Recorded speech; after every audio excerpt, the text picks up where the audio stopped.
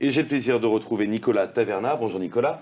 Bonjour Julien. Vous êtes avocat IT au sein du cabinet Poggi Avocat IT, partenaire de l'Agora des DSI. Quel est le sujet dont vous allez nous parler aujourd'hui? Donc ce soir, je vais vous parler d'une décision de la Cour de cassation du 5 octobre 2022. Très bien.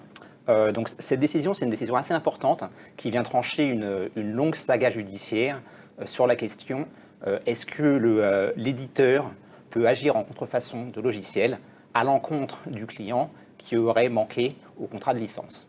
D'accord, c'est-à-dire un client qui veut se détourner finalement de l'éditeur initial. Voilà, mais la question se posait parce que dans un certain nombre de décisions de justice antérieures, il avait été jugé que lorsque les parties étaient liées par un contrat, l'éditeur ne pouvait pas agir en responsabilité délictuelle, en contrefaçon, mais devait agir en responsabilité contractuelle. Or, l'enjeu, c'est qu'en responsabilité contractuelle, la responsabilité peut être limitée, notamment par des clauses de limitation de responsabilité. Or, l'action en contrefaçon, elle, est beaucoup plus rigoureuse. Elle peut être civile, elle peut être pénale, et elle n'a pas ces limitations de responsabilité. Donc elle est beaucoup plus favorable à l'éditeur. Et dans cette décision de justice, la Cour de cassation tranche le débat. L'éditeur peut agir en contrefaçon en cas de violation des contrats de licence. Et l'enjeu pour les clients, on va dire, de solutions SaaS ou même de solutions on-premise, c'est que quand vous signez un contrat SaaS ou un contrat de licence, qu'est-ce que c'est? C'est une autorisation d'utiliser un logiciel, une solution, une application, mais une autorisation qui est limitée en termes de nombre d'utilisateurs.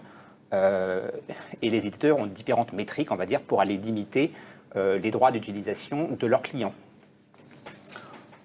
Or, le client maintenant qui viendrait à utiliser l'application ou le logiciel au-delà des métriques qu'il aura acquis s'expose aux rigueurs d'une action en contrefaçon.